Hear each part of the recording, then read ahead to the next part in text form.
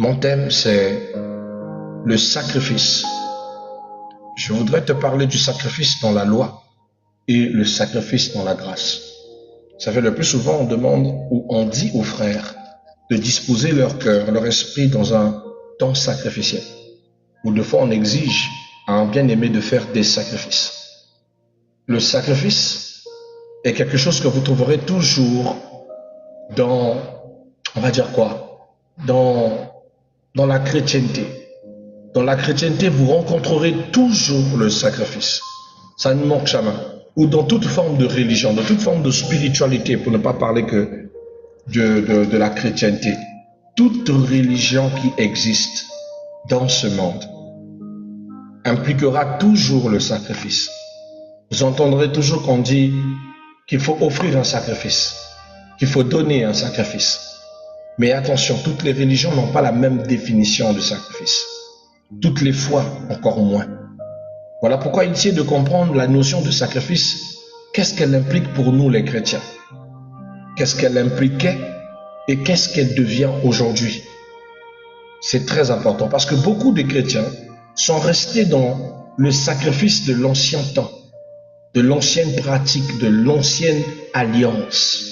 Tandis que les choses ont beaucoup changé et j'ai envie que tu ouvres les yeux pour que tu comprennes la beauté, le merveille du sacrifice et comment est-ce que le sacrifice est devenu quelque chose autre que ce qui se passait dans l'ancienne alliance. Vous savez, bien-aimés, le sacrifice est une notion centrale dans toute la Bible, depuis l'Ancien comme le Nouveau Testament. Jusqu'à cela, Dieu établit les principes du sacrifice comme un moyen de relation, de purification, de réconciliation. Alléluia. Cependant, il existe une différence fondamentale entre le sacrifice sous la loi et le sacrifice sous la grâce. Cet enseignement nous permettra, j'espère bien, de comprendre l'évolution du sacrifice dans le plan de Dieu. Vous savez, bien aimés, à l'origine, les sacrifices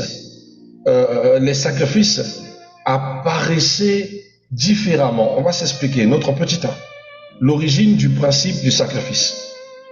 Le sacrifice apparaît très tôt dans les Écritures. Ça commence très tôt. Il représente l'offrande faite à Dieu pour honorer, obtenir le pardon ou exprimer l'adoration. Donc le sacrifice était un moyen que dans l'ancien temps, dans l'ancienne alliance, était utilisé pour trois principes. La première des choses, il était fait pour honorer Dieu. La deuxième, c'était pour obtenir le pardon. La troisième, c'était pour exprimer l'adoration. Donc lorsque l'adoration devait être exprimée, on offrait des sacrifices. Le mot même adoration signifie offrir des offrandes dans un culte solennel. C'est ça la vraie définition du mot adoration, offrir. Alléluia. Donc quand on offrait un sacrifice, c'était pour ces trois principes, pour honorer Dieu, pour obtenir sa clémence, mais aussi pour exprimer des vœux d'adoration. Nous avons des exemples tels que dans Genèse chapitre 4, versets 3 à 5, où Abel offrit un sacrifice acceptable à Dieu. C'était une manière de l'adorer. Dans Genèse 8 à 20, nous avons Noé qui offrit un sacrifice après le déluge, un sacrifice d'action de grâce. Nous avons dans Genèse chapitre 22, Abraham qui fut prêt à offrir Isaac comme étant un sacrifice de bonne odeur. Dans le principe spirituel, le sacrifice montre que s'approcher de Dieu coûte quelque chose. Il implique abandon, foi et obéissance. Je répète, dans la spiritualité, le sacrifice, dans l'ancien temps, impliquait d'avoir la conscience que s'approcher de Dieu coûte quelque chose. Ce n'est pas une chose simple, ce n'est pas une chose anodine. Je pense que vous comprendrez, surtout pour certaines personnes qui ont maintenant du mal à rencontrer Dieu, du mal à ressentir sa présence. Avant, facilement, quand tu priais, tu sentais la présence du Seigneur. Quand tu l'invoquais, tu le sentais en constance. Mais depuis un moment, tu te sens bloqué spirituellement. C'est comme si tu ne poses plus les bons actes qui l'attirent. C'est normal. C'est parce que tu as pris sa présence pour acquise et tu as arrêté de poser les actes qui attirent sa présence. Tu dois savoir d'abord que ton Dieu est un esprit. Dieu est le roi de tous les esprits. Et tous les esprits ont besoin de se retrouver dans un espace qui les est favorable, qui les est agréable. C'est-à-dire que pour qu'un esprit vienne siéger où vous voulez être, il faut le mettre dans les conditions. Et le sacrifice était l'un des moyens les plus directs d'attirer la présence de Dieu ou la présence d'un esprit. Allez dans toutes les religions, vous verrez que avant de pouvoir parler même aux ancêtres, on demande d'offrir un sacrifice. Des fois, on jetait un peu de cola ou on jetait un peu de vin de palme sur terre. Quand vous allez chez le féticheur, il vous demandera de d'abord donner une offrande à ses fétiches avant qu'il vous parle. C'est une manière d'attirer leur présence. Car tant qu'il n'y a pas un sacrifice, l'esprit ne va pas s'asseoir. Vous devez comprendre ça. Quand vous comprenez ce précepte de la spiritualité, vous comprendrez que le sacrifice montre vraiment, ou le sacrifice montre que s'approcher de Dieu a un petit prix à payer et il implique abandon, foi et obéissance. C'est-à-dire que celui qui doit rentrer dans le sacrifice doit s'abandonner, doit avoir la foi et doit se soumettre par l'obéissance. La deuxième des choses à savoir ce matin sur le sacrifice, c'est que nous parlerons du sacrifice dans la loi, c'est-à-dire dans l'ancienne alliance. Dans l'ancienne alliance, bien aimé, ou dans l'alliance mosaïque, Dieu institua un système précis, un système bien précis de sacrifice pour traiter le péché de son peuple. Nous avons par exemple dans Lévitique chapitre 17, verset 11, la Bible dit « Car la vie de la chair est dans le sang, je vous l'ai donné sur l'autel afin qu'il serve d'expiation pour vos âmes. » Il précise « La vie de la chair est dans le sang et je vous l'ai donné sur l'autel afin qu'il serve pour l'expiation de votre âme. » Pourquoi le sacrifice du sang avait beaucoup d'impact? Il faut savoir déjà qu'il n'y a pas un seul sacrifice, un type de sacrifice qui existe. Il y en a plusieurs. Il y avait des sacrifices de fruits, tel qu'était le cas de ce que Caïn a présenté à Dieu. C'est pas que ce n'était pas inadmissible. Si, lorsque vous lisez par exemple dans Néhémie, il y avait de ceux qui offraient leur récolte à Dieu. C'était agréable. C'était plutôt le cœur de Caïn qui faisait que son offrande était malséant, son sacrifice. Donc les gens pensent que Dieu, c'est quelqu'un qui aime plus le sacrifice du sang que le sacrifice, par exemple, monétaire, le sacrifice, par exemple, on va dire quoi, du sang. Non, il y a tellement de types de sacrifices. Il y a le sacrifice du labeur. Et on va tous parler de ça. Donc je ne vais pas prendre le temps d'aller en besogne, sinon vous n'allez pas comprendre. Vous comprendrez que le sacrifice en soi, de façon générale, a une âme qu'il dégage. Dans le sacrifice, il y a une part de vous que vous offrez. Dans le sacrifice, il y a une résonance de votre âme qui est toujours à l'intérieur, ou de l'âme de ce que vous offrez à Dieu. Dieu ne prend pas plaisir d'un sacrifice vide. Il ne s'agit pas de lui offrir un simple objet, mais un objet qui a de la valeur, quelque chose qui a de l'impact. Voilà pourquoi pour Dieu, le sang servira à l'expiation, car l'âme qui est dans le sang paie le prix des actions. Voilà pourquoi les principaux sacrificateurs pratiquaient eux-mêmes le sacrifice de l'Holocauste. Un animal était entièrement brûlé pour Dieu. Il symbolisait la consécration totale. Nous avons dans Lévitique 1 le sacrifice d'expiation ouvert pour le pardon des péchés. Ça, c'était avant. Nous sommes dans l'Ancien Testament, s'il vous plaît. Donc, ne prenez pas ça comme une image actuelle. Le sacrifice d'expiation offert pour le pardon. Nous avons dans Lévitique 4 le sacrifice de culpabilité. Par exemple, aujourd'hui, les gens sont dans la culpabilité parce qu'ils ont péché, ils ont commis un acte malencontreux, ils ont enfoncé Dieu par leurs actions. Alors, dans l'époque, dans la loi, on offrait un sacrifice de culpabilité. Je suis un peu triste parce que certaines églises et certains mauvais pasteurs pratiquent toujours cette offrande de culpabilité. Ils obligent à leurs fidèles, s'ils ont péché, s'ils ont fait par exemple un avortement, s'ils ont commis un acte assez disgracieux, de payer l'offrande de culpabilité. Je veux dire à quelqu'un, ce n'est plus une offrande actuelle. Ce n'est plus une offrande ou un sacrifice qui se paye encore. Mais malheureusement, il y a encore des gens dans leurs églises que les pasteurs taxent ce sacrifice, le sacrifice de culpabilité. C'était pour réparer les fautes commises contre Dieu ou contre les hommes.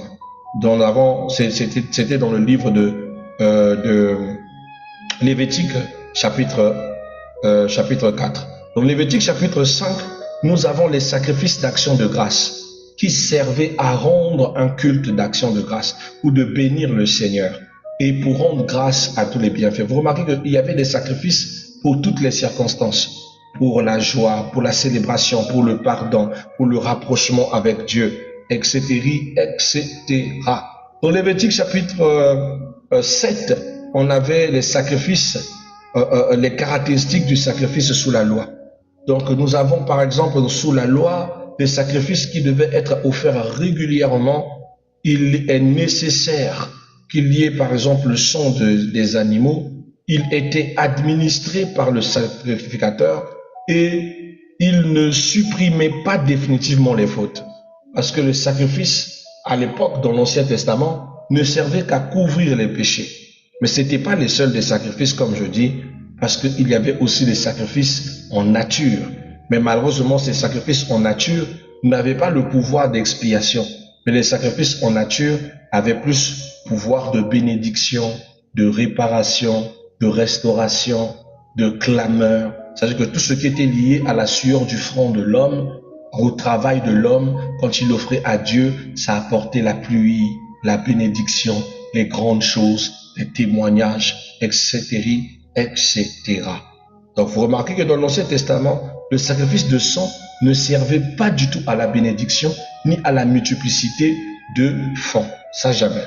Dans Hébreux chapitre 10, verset 4, la Bible dit, car il est impossible que le sang des taureaux et des boucs ôte le péché. C'était ça le défaut. C'est que le sang utilisé pour l'expiation ne servait qu'à couvrir les péchés, mais ne les effaçait pas du tout. Alléluia. Ces sacrifices étaient donc une ombre, une préfiguration d'un sacrifice parfait à l'avenir. Parce qu'il n'avait pas le pouvoir d'effacer les péchés et de transformer nos transgressions en quelque chose de nouveau ou une histoire totalement renouvelée. Ainsi, dans notre petit droit de ce matin, nous parlerons du sacrifice parfait. Là, nous sommes dans le Nouveau Testament. Qu'est-ce que Dieu nous enseigne dans le Nouveau Testament? Dans le Nouveau Testament, Dieu révèle l'accomplissement du système sacrificiel.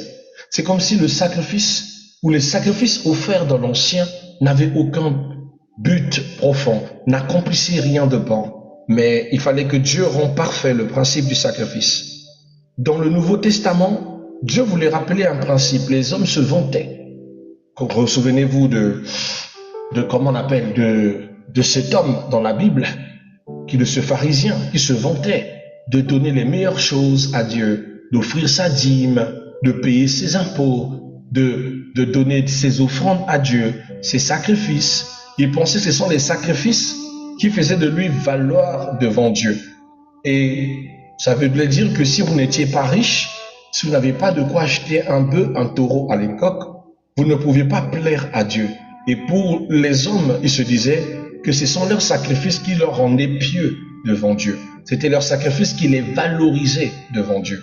Et Dieu voulait confondre le langage orgueilleux des hommes, qui pensent que leur sacrifice suffisait à tout arranger dans la présence de Dieu, que leur sacrifice leur plaisait.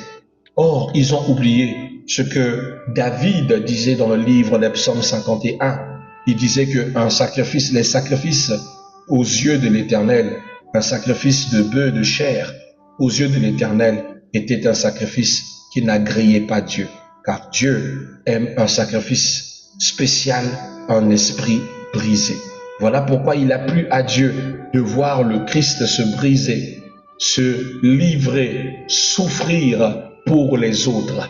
Et c'est ainsi que le sacrifice de Christ a eu de la valeur. C'est ça le principe du sacrifice parfait. Alors le sacrifice parfait, c'est quoi? Nous sommes dans 1 Jean chapitre 29. La Bible dit, voici l'agneau de Dieu qui ôte le péché du monde. Jésus devient l'agneau. Le sacrifice n'est plus le bœuf, le sacrifice n'est plus la chèvre, Le sacrifice n'est plus une quelconque forme de type animal. Le sacrifice devient l'intéressé qui veut se présenter devant Dieu.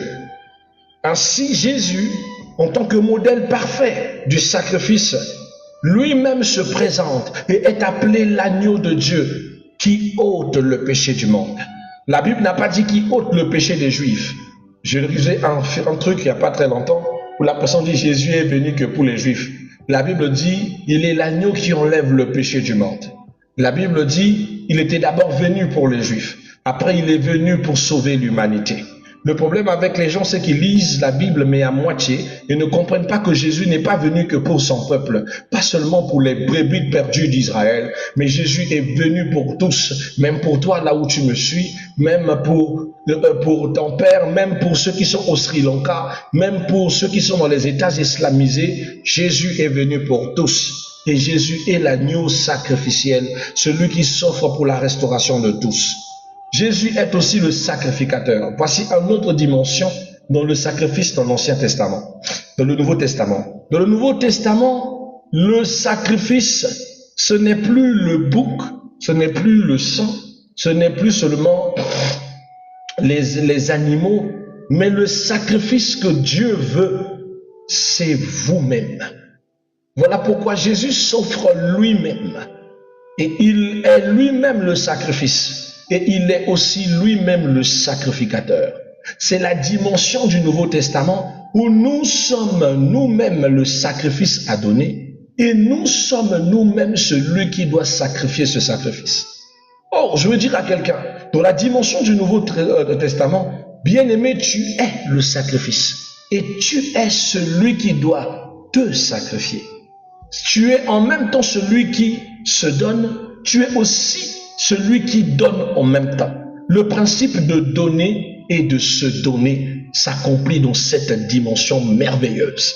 Quand vous avez compris ce principe, vous comprenez que dans le Nouveau Testament, Dieu n'a rien à foutre avec vos bœufs, avec vos sacrifices que vous allez donner pour le plaire. Ce qu'il veut, c'est de voir votre esprit brisé, soumis en sa présence. Comment s'offrir soi-même? Comment se donner soi-même? Une belle confirmation de Romains chapitre 12 verset 1er qui nous dit de nous offrir nous-mêmes comme un sacrifice afin de devenir un culte raisonnable. Donc le culte sera raisonnable, pas lorsque vous emmenez des bœufs à l'autel. Le culte sera raisonnable, pas parce que vous avez donné 1 million pour construire, pour faire je ne sais quoi. Le culte sera raisonnable, pas parce que vous vous démarquez par vos offrandes. Le culte sera raisonnable lorsque vous apprendrez que vous êtes le sacrifice et que vous êtes celui qui doit se donner. Vous devez vous donner, vous devez aussi apprendre à donner. Quand vous avez compris ce principe merveilleux, alors là vous atteindrez la troisième dimension parfaite du sacrifice dans le Nouveau Testament, l'offrande parfaite, soumis. La Bible dit dans le livre de Ésaïe chapitre 53, il n'a pas parlé, il n'a pas rechigné, quand même on le dressait devant la terre, le table, quand même on voulait le sacrifier. Il a laissé son camp, il n'a pas résisté. La Bible dit il a donné son dos à ceux qui l'ont fouetté, son visage à ceux qui ont arraché sa barbe. Ceux qui rentrent dans la dimension du sacrifice comprennent que à un moment, tu dois baisser la garde, tu dois accepter. Parce que c'est le chemin que tu as choisi. Et que si tu n'exprimes pas ce sacrifice, alors tu ne pourras pas honorer Dieu convenablement. C'est à cause de ça que nous ne sommes pas des colériques. Nous ne sommes pas des gens qui rendent le mal pour le mal, qui souhaitent le mal aux autres. Quand nous rentrons dans la phase du sacrifice, où on s'offre à Dieu, même quand on est persécuté, nous rendons grâce à Dieu. Nous ne souffrons pas de la persécution, de ce que nous recevons, mais nous prions pour la reconversion de ceux qui nous persécutent, de ceux qui nous font du mal, de ceux qui veulent nous anéantir. Là, vous devenez une offrande parfaite. Et c'est l'état que Dieu veut que nous ayons. Vous savez, Jésus-Christ, annoncé dans Hébreux chapitre 9, 12, il dit, il est entré une seule fois pour toutes dans le lieu très saint, non avec le son des boucs, et des sangs des veaux, mais avec son propre sang. Il n'est pas rentré dans le lieu saint avec le sang des boucs, mais il est entré dans le lieu très saint avec son propre sang. Notre problème, c'est que nous voulons venir à Dieu en passant par des gestes, par des choses, en passant par des offrandes, en passant par des connexions, en passant par un serviteur de Dieu, en passant par un chemin, tandis que Jésus nous a déjà montré le chemin.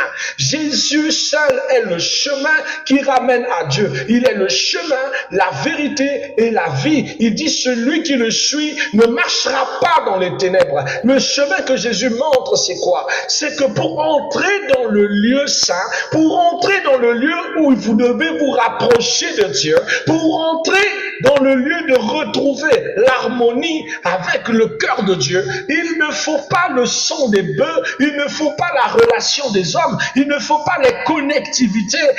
Vous avez besoin de votre propre sang. Car le sang de Jésus crie déjà pour votre vie. Le sang de Jésus a déjà frayé un chemin. Mais maintenant, il ne reste que votre sang. Aïe, aïe, aïe. Pour que le sacrifice devienne parfait. Vous savez, quand vous mettez votre vie, c'est ça le sang. Car le sang, c'est la vie. Quand le sacrifice, c'est vous. Ça a plus de valeur que autre chose. Quand quelqu'un se met en gage, on reconnaît même la valeur. Même s'il avait 1 milliard, quand lui-même se dit « je me mets en gage », on a une chose plus valeureuse que tout. Le sacrifice prend son sens. C'est ainsi que pour entrer dans le lieu saint, nous avons besoin de notre propre sang. Jésus a déjà frayé le chemin. Il n'y a donc plus d'intermédiaire. Mais votre sang ne servira pas à l'expiation, il servira au culte raisonnable. Et Dieu ne veut pas d'un sang mort, il ne veut pas d'un sang de cadavre, non. La Bible dit dans Romains chapitre 12, il veut d'un sacrifice vivant, un sacrifice qui réfléchit, un sacrifice qui pense, pas un simple sang livré sur les pierres qui vont devenir rouges après, mais qui réfléchit. C'est ça la dimension du sacrifice dans la nouvelle alliance. Contrairement au sacrifice de la loi, mes bien-aimés, le sacrifice de Jésus est unique. Il est parfait. Il est éternel. Parce que le sacrifice de Jésus n'a pas besoin d'être renouvelé. Voilà pourquoi Jésus n'est pas mort une seule fois.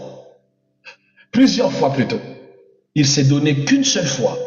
Et une seule fois a servi pour que nous puissions être restaurés, nous puissions être sauvés, nous puissions entrer dans le lieu saint comme on veut, que nous approchons de Dieu comme on veut, avec ou sans péché, mais que nous puissions trouver gain de cause dans sa présence même quand on est perdu, quand même il n'y a plus d'issue, nous avons le droit d'y entrer, car le sacrifice de Jésus est venu combler toutes ces lacunes. Jésus est venu retirer la charge où les gens avaient besoin d'être riches, d'avoir de l'argent pour acheter un bouc, un bœuf pour adorer quelque chose. Parce que si vous n'aviez pas l'argent, vous ne pouvez pas adorer Dieu. Car les boucs étaient chers. C'est encore plus cher qu'aujourd'hui d'acheter un bouc, d'acheter un bœuf, d'acheter un mouton. C'est combien le mouton actuellement à Brazzaville? Si vous n'avez pas 50 000, vous n'avez pas 90 000, vous n'avez pas trouvé un mouton de qualité. Des fois, il faut même 100 000 pour acheter un bon mouton de qualité. À 20 000, on vous donne un mouton qui est un peu, soit trop petit, soit il n'est pas encore mature, soit il est malade, il est déjà vieux. Alléluia. Donc, c'était déjà cher à l'ancien temps, que c'est déjà cher encore en ce temps. Je ne sais pas pourquoi, mais je pense que Dieu veut nous enseigner quelque chose. Le sacrifice de Jésus suffisait à tout pallier. Il était unique, parfait, éternel et suffisant pour tous. Je dis bien pour tous. Dans Hébreux chapitre 10, verset 10, la Bible dit « Nous sommes sanctifiés par l'offrande du corps du Christ, une fois pour toutes. » Pas mis plusieurs fois pour toutes. Parce que le jour où Jésus est mort, il a donné sa vie. Et sa vie est devenue l'offrande absolue, le palier des sacrifices pour que nous n'ayons plus besoin d'offrir des sacrifices de sang, le sacrifice de bœuf, car le seul sacrifice de sang qui nous suffisait, qui nous suffit, c'est Jésus. Et le deuxième sacrifice, c'est nous, où nous nous offrons tous les jours dans la présence de Dieu, sans esquinter nos bras, sans nous couper la gorge, juste nous, dans notre adoration sincère, en nous offrant, en étant en même temps l'offrande et en étant en même temps le sacrificateur. Voilà pourquoi la Bible dit dans Apocalypse chapitre 1er, il dit, il a fait de nous un royaume de sacrificateurs et de prophètes. Vous êtes sacrificateurs, ce n'est pas en vain. Vous êtes sacrificateurs car vous devez offrir un sacrifice. Mais le sacrifice que Dieu attend de vous, c'est quoi? C'est pas des châteaux, c'est pas des buildings, ce n'est pas tout ce qui est sur cette terre. Ce que Dieu veut, ce que Dieu a toujours voulu, c'est vous. Vous êtes l'offrande. Vous êtes l'offrande. Vous êtes ce qu'il y a de plus précieux que Dieu a mis sur cette terre. Vous êtes tout ce que Dieu veut. Dieu s'en fout de vos maisons, de votre or, de vos prestiges. Il vous veut, vous. Et chaque fois que vous le privez de ce droit, de vous avoir, vous annulez tout sens à toute offrande que vous leur offrez. Vous pouvez offrir 1 million à Dieu, si vous-même vous n'êtes pas offert, ça ne sert à rien. Vous pouvez offrir des maisons à Dieu, à l'église, mais si vous-même vous n'êtes pas un sacrifice, tout le reste ne sert à rien. C'est vrai que l'église où Dieu veut que nous soutenions l'œuvre de Dieu, Dieu veut que nous soutenions le ministère, les envoyés, que nous construisons, que nous aidons la veuve et l'orphelin. Mais vous êtes le sacrifice que Dieu veut. Vous êtes la qualité que Dieu veut. Dieu ne veut pas que vous lui offrez l'offrande de Caïn, qui lui a offert autant de quantité de nourriture, de fruits pour plaire à Dieu. Ce que Dieu veut, c'est vous. Que vous arriviez à un moment que vous dites, je dois appartenir à Dieu. Je dois arrêter de marcher sur ce mauvais chemin. Je dois me retirer de la sale vie. Je dois me donner. Qu'est-ce que je suis en train de faire pour Dieu? Suis-je un témoignage? Est-ce que je sers Dieu comme il attend de moi? Est-ce que je fais la volonté de Dieu? Est-ce que je suis l'Éternel? Est-ce que j'ai gagné des âmes pour Dieu? Combien d'âmes ai-je amené à la rédemption? Voilà des questions que tu dois te poser. Car même si tu as construit, même si tu as des maisons, même si tu as toutes les avoirs sur cette terre, si tu n'as pas accompli les buts pour lesquels Dieu t'a mis sur cette terre, alors tu as vécu en vain. Même si tu peux tout amasser, dis-toi que le jour de ta mort, tu ne partiras même pas avec un copec, même pas un centime. Ça sera malheureux que tu t'en ailles et que tu n'aies pas accompli les vraies raisons de ta vie, tandis que Dieu t'a créé pour être la plus belle des offrandes, l'offrande parfaite, à l'image du Christ. Amen. Alléluia. Alléluia. Alléluia. Ainsi, bien aimé, le sacrifice dans la grâce, le croyant n'offre plus des animaux. Le sacrifice devient spirituel. Dieu attend maintenant le sacrifice de notre vie. Il attend le sacrifice dans la dimension de Romains 12, 1er. Il veut que nous soyons comme Hébreux 13, 15 dit, offrant sans cesse à Dieu un sacrifice de louange et d'adoration. Le sacrifice de générosité est aussi attendu. Dieu ne veut pas que nous abandonnions la générosité. La Bible dit dans Hébreux 13, 16, il dit, n'oublie pas les bienfaisances et la libéralité, car c'est à de tels sacrifices que Dieu prend aussi plaisir. Lorsque vous partagez aux autres, lorsque vous donnez aux autres, lorsque vous soutenez le Saint Ministère, ça aussi, ça fait plaisir à Dieu. Mais Dieu apprécie plus votre vie, votre âme comme offrande. Vous devez savoir que Dieu adore un autre type de sacrifice. Un sacrifice qu'il a toujours aimé depuis le début, depuis longtemps, qui n'a rien à voir avec le sang. Ce sacrifice s'appelle l'obéissance. Dieu aime les obéissants. Dans 1 Samuel chapitre 15, verset 22, j'aime ce passage, il dit « L'obéissance vaut mieux que le sacrifice. » L'obéissance a beaucoup de valeur que le sacrifice. Dieu vous veut obéissant. Alors, que dire ce matin, avant de se séparer, mes bien-aimés, because of times? Oh là là, je suis touché par une forte onction pendant que je vous parle. Merci Seigneur pour ce que tu fais en ces matins. Je dis, il faudrait savoir aussi le type de sacrifice, parce qu'il y en a beaucoup. Beaucoup identifient le sacrifice toujours par l'offrande. Les églises ont formaté les esprits des gens pour penser que Dieu ne prend que l'argent. Vrai que dans la nouvelle alliance, tous les autres types de sacrifices n'ont plus de valeur. Mais vous devez savoir que il y avait plusieurs types de sacrifices. Sous la loi, il y avait des sacrifices d'animaux. Il y avait des sacrifices répétés constamment. Nous avons des médiations des sacrificateurs, des purifications temporaires. Il y avait des sacrifices qui étaient budgétaires. Il y avait des sacrifices qui étaient des fruits. Il y avait des sacrifices tertiaires. Les gens offraient des terres à Dieu. Et sous la grâce, le sacrifice de base, c'est Jésus. Et une fois pour toutes, il s'est donné. En nous donnant l'accès direct à Dieu et le pardon complet pour nos iniquités. Et le deuxième, c'est toi. Car Dieu t'attend aussi à t'offrir à l'image du Christ. Ainsi, sa présence, sa grâce, sa force sera toujours avec toi sur tout ce que tu fais et sur tous les chemins que tu prendras. Et le pardon des péchés sera ta déposition naturelle. Hébreux chapitre 4, verset 16 dit « Approchons-nous donc avec assurance du trône de sa grâce. » C'est ce que Dieu attend de nous. Alléluia. Alléluia. Qu'est-ce qu'il faut encore dire? Je vous dirais que certaines personnes vous disent qu'il y a du salut. Il y a du salut dans l'offrande.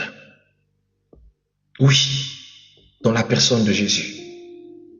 Oui, dans l'action de faire du bien à son proche. Vous devez savoir qu'il n'y a pas de rédemption sans sacrifice. Jésus a payé le prix pour que nous soyons sauvés. Mais vous ne devez pas tomber dans le piège de certaines personnes qui pensent et qui vous diront que si vous voulez être sauvé de votre problème, donnez 1 million au pasteur. Ce sont des voleurs. Car le sacrifice qui avait déjà été payé pour que vous receviez un droit, c'est Jésus. Vous n'avez pas d'autre sacrifice à payer pour obtenir un miracle. Tant que vous croyez, le miracle est disponible. Tant que vous croyez et que vous vous donniez mutuellement, comme Jésus s'est donné, vous vivrez des choses extraordinaires. Il n'y a pas plus grand sacrifice que vous, comme il n'y a pas plus grand sacrifice que Jésus. Que personne ne vous trompe. D'accord? Donner, eh bien, c'est un acte chrétien. C'est un acte de foi. Mais que personne ne te dise que c'est la seule condition pour que tu sois sauvé. Non, c'est faux. Vous devez savoir aussi que le sacrifice révèle l'amour de Dieu. Il a tant aimé le monde lui-même. Il nous a donné son Fils. Le sacrifice de Jésus est la base du salut. Le chrétien est appelé à vivre une vie de sacrifice. Oui. Oui. C'est une chose que tu dois mettre en toi. Ça ne doit pas t'étonner. La vie d'un chrétien, c'est une vie sacrificielle. Se donner et se donner encore et encore. Voilà pourquoi vous rencontrez toujours des challenges qui impliquera que vous vous donnez et que vous donnez et que vous donnez encore de l'amour, de la patience, du temps, du tout. Car notre vie, c'est une vie de sacrifice. Nous sommes un sacrifice. Alors vous ne devez pas vous étonner que votre vie implique toujours un acharnement, une implication, une force. J'aime la sœur Meredith, elle dit, mais papa, pourquoi? Mais c'est comme ça. C'est le chemin des enfants de Dieu. Ça n'a rien à voir avec la négativité des hommes. Ça a à voir avec la nature que nous sommes. Nous sommes des sacrifices. Et que ça ne plaît pas au diable. Il voulait bien que nous le servions Mais quand il voit que nous appartenons à Dieu, alors il est en rogne, il veut nous combattre. Il veut nous détruire parce qu'il ne veut pas qu'on appartienne à Dieu. Il veut nous emmener dans la confusion, nous emmener vers lui. Jean 15, chapitre 13. Il dit, il n'y a pas de plus grand amour que de donner sa vie pour ses amis. Il n'y a pas plus grand amour que de donner sa vie pour ses amis. On n'a pas dit pour donner sa vie pour sa famille. Le Christ dit pour ses amis. Il montre combien de fois quelque chose d'aussi simple que l'amitié, mais peut valoir le sacrifice. Le chrétien ne donne pas que parce que vous êtes son frère biologique. Le chrétien donne parce que vous êtes une créature de Dieu. Il se sacrifie parce que vous en valez la peine. Des fois, quand Dieu vous demande de faire un sacrifice, des fois c'est vous priver pour donner à quelqu'un qui en a besoin. On n'a pas dit forcément que ça doit être quelqu'un de votre famille, mais quelqu'un. Une privation, c'est un sacrifice. L'offrande, c'est un sacrifice. Le jeûne et prière est un sacrifice. Tout ce que fait l'homme ou un chrétien est un sacrifice puissant. Écoute, même ta prière est un sacrifice. Tu le sais, quand tu pries pour quelqu'un, c'est un sacrifice merveilleux. Tout ce que fait le chrétien est un sacrifice. Toute la consécration que le chrétien offre à Dieu en son temps est l'expression d'un sacrifice. Tout va dépendre de votre cœur s'il sera sincère ou pas. Voilà, je vous bénis au nom de Jésus-Christ et vous souhaite que le meilleur. Merci d'avoir suivi cet enseignement. Ce matin, comprenez que vous êtes une offrande et que Dieu vous attend tous les jours à vous offrir en toute liberté. C'est ainsi que vous renouvelez vos grâces, mais aussi que vous renouvelez sa présence en vous. Si vous avez compris cette prédication, vous ne souffrirez plus du manque de la présence de Dieu. Vous n'attendrez pas que les choses soient meilleures. Vous saurez que tout ce que Dieu veut, c'est vous. Ce n'est que vous.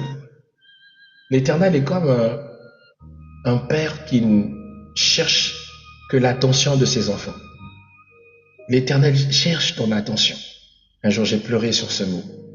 Comment Dieu peut-il chercher de l'attention qui vient de moi? Qui suis-je pour que l'Éternel ait besoin de mon attention? Pendant que les gens, certains me bloquent dans leur téléphone. Certains membres de ma famille ne me parlent même pas. Certaines amitiés se sont retirées. Mais lui, l'Éternel, notre Dieu, il a besoin de ton attention. C'est tout. Il te veut. C'est le résumé de tout. Et quand tu sais que tu as un Dieu qui t'aime et qui te veut, alors tu as compris le principe de toute ta vie. La consécration. Sois un bon sacrificateur. Car si tu n'es pas un bon sacrificateur, tu ne pourras pas bien te consacrer. Le sacrificateur sait donner le sacrifice. Il sait le présenter au beau moment, à la bonne heure. Et ce sacrifice, c'est toi. Jésus a déjà fait sa part. Maintenant, c'est le temps que toi, tu te lèves. Tu dises, je reviens à toi, Seigneur. J'ai compris que maintenant, je dois commencer un chemin avec toi. Je dois marcher avec toi. Je dois vivre le plan que tu as placé en moi. Les projets que tu as placés en moi. La vie que tu as semée en moi. Allez, je vous retiens pas, je sais pas, les taux d'onction ici que j'ai envie de vous garder encore. Mais si on reste là, on va passer la journée. Je ne me suis pas rendu compte qu'il est déjà 7h29. Que Dieu vous bénisse, que le shalom soit avec vous. Que la grâce du Père vous accompagne. Son esprit soit toujours dans votre cœur. Que votre relation avec Dieu devienne encore plus forte qu'hier. Et que vous vous sentez encore enraciné en lui. Par Jésus le Christ notre Seigneur, qui vit et règne pour les siècles des siècles. Amen.